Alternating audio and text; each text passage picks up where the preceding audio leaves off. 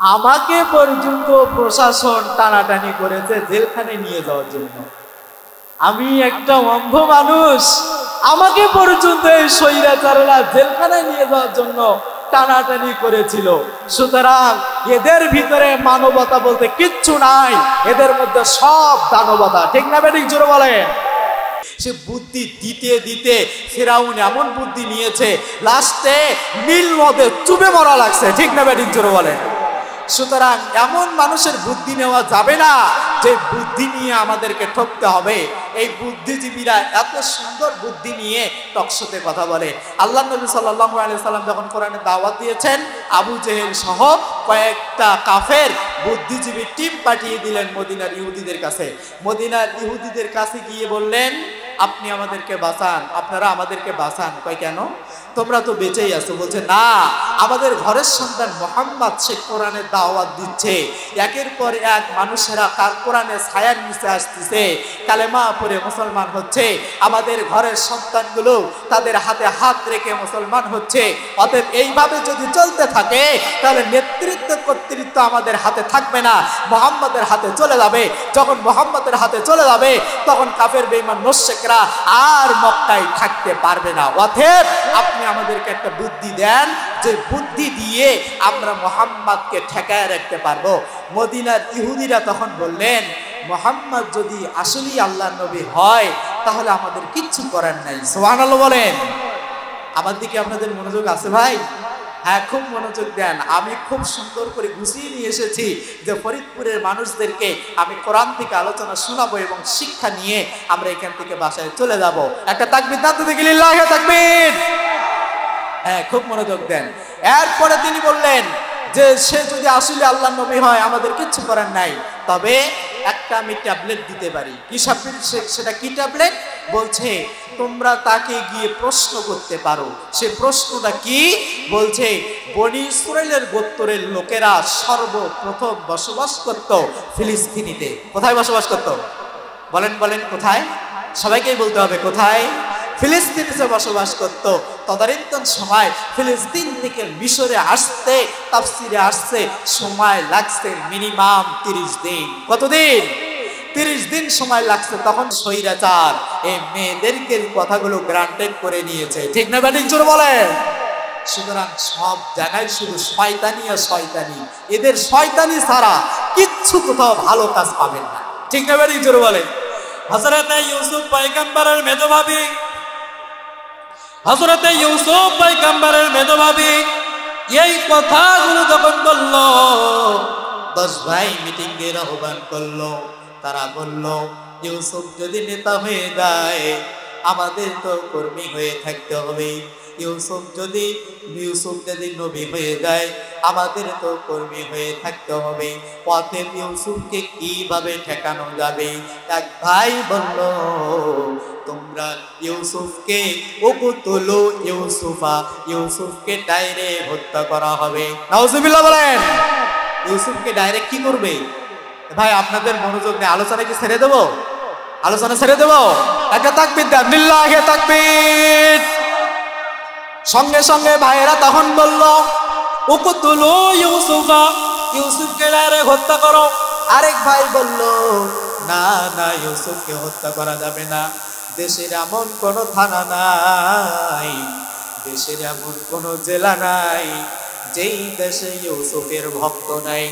দেশের এমন কোন ইউনিয়ন নাই যে দেশে ইউসুফের ভক্ত নাই। অতএব ইউসুফকে মেরে ফেলানো যাবে না। আরেক ভাই বলল, আউবিত রহু আরব। আরেক ভাই বলল, দূরে কোথাও ফেলে দাও। অর্থাৎ হয় খুন করো না হলে গুম করো। হয় খুন করো না হলে কি করো?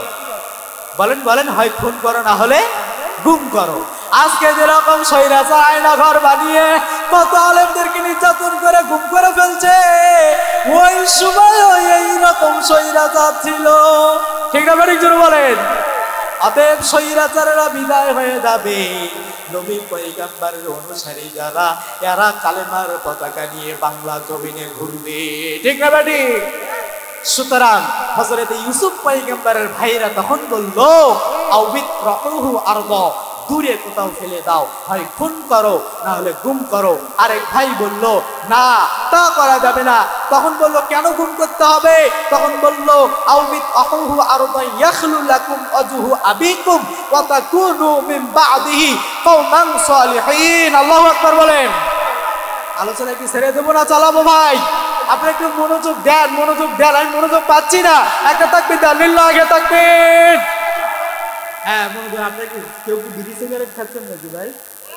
হ্যাঁ একটু মনোযোগ দেন না ভাই। অনেকদিন পরে আলোচনার সুযোগ পেয়েছি ভাই। আমাকে পর্যন্ত প্রশাসন টানাটানি করেছে জেলখানে নিয়ে যাওয়ার জন্য। আমি একটা অন্ধ মানুষ, আমাকে পর্যন্ত এই স্বৈরাচাররা জেলখানায় নিয়ে যাওয়ার জন্য টানাটানি করেছিল। সুতরাং এদের ভিতরে মানবতা বলতে কিচ্ছু নাই, এদের মধ্যে সব দানবতা। ঠিক না বেঠিক জোরে বলেন?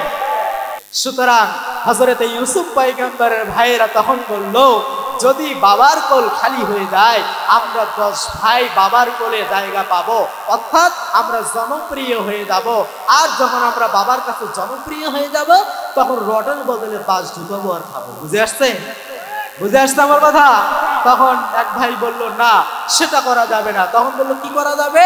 এক ভাই তখন বলল ক্বালা কাইলু মিনহুম লা তাকতুলু ইউসুফা ওয়া আলকুহু ফি গায়াবাতিল জুব্বি।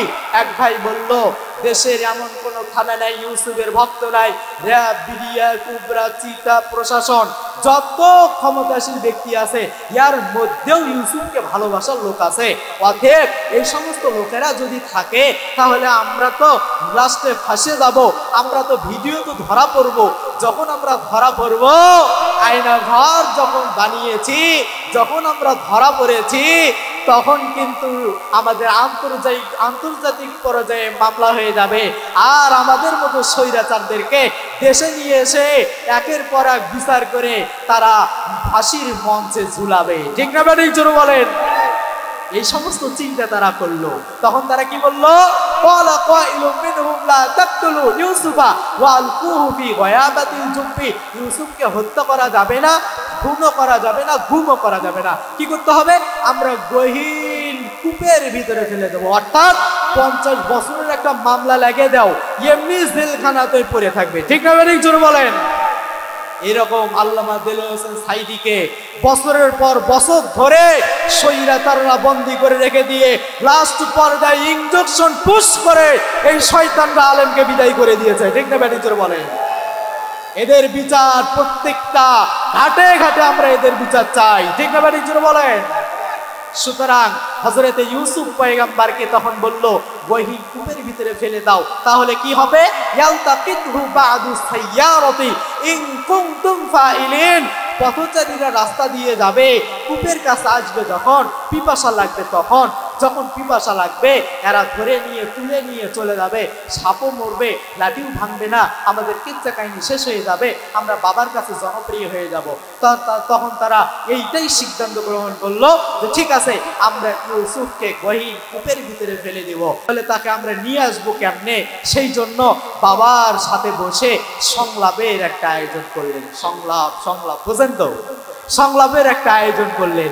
সংলাপের ভিতরে গিয়ে ইউসুফ পয়গম্বরকে মাঝখানে নিয়ে, বাবা এক পাশে, 10 ভাই আরেক পাশে গিয়ে ইউসুফ পয়গম্বরের বাবাকে গিয়ে কত সুন্দর করে বক্তব্য দিয়ে বলতেছে, ক্বালু ইয়া আবানা মালাকা লা তা'মান্না আলা ইউসুফা ওয়া ইন্না লাহু লানাসিহুন।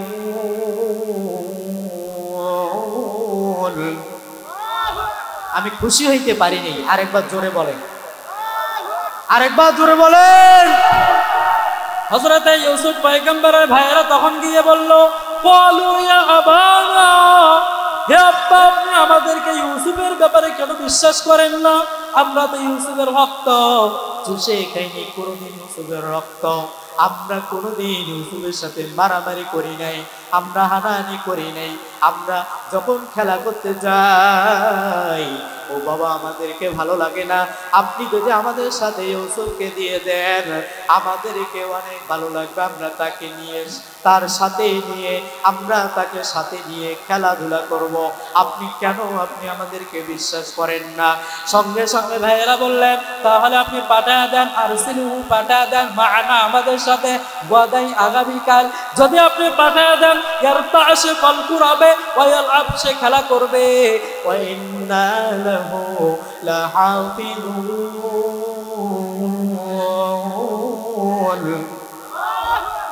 আমার আলোচনা কি আপনাদেরকে ভালো লাগতেছে না ছেড়ে দেব? আলোচনা কি চালাবো? আপনাকে শেষ পর্যন্ত থাকবেন? হযরত ইউসুফ পয়গম্বরের ভাইয়েরা তখন বললেন, বাবা যত নিরাপত্তা দেওয়া দায়িত্ব সমস্ত নিরাপত্তা আমরা ভাইরা দিব, অতএব আপনি টেনশন করবেন না। ইয়াকুব পয়গম্বর বলে, তোদের কাছে ইউসুফকে দেওয়া আর বাঘের কাছে ছাগল প্রসানি দেওয়া সমান। অতএব আমার একটা চিন্তা হয়, ভয় হয়। ক্বালা ইন্নী লা ইয়াহযুনুনি আন তাযহাবু বিহি ওয়া আখাফু আন ইয়াকুলাহু যিবু ওয়া আনতুম আনহু গাফিলুন।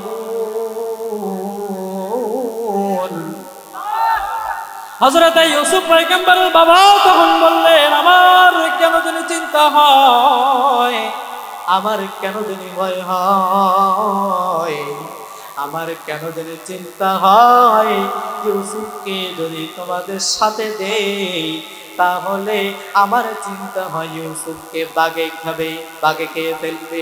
বুঝে আসছে? বুঝে আসছে আমার কথা?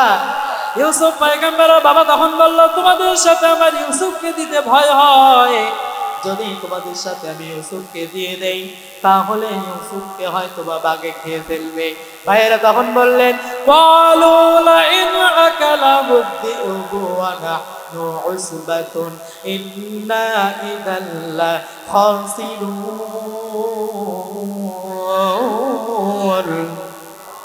হয় নাই আরেকবার জোরে বলেন আল্লাহু আকবার।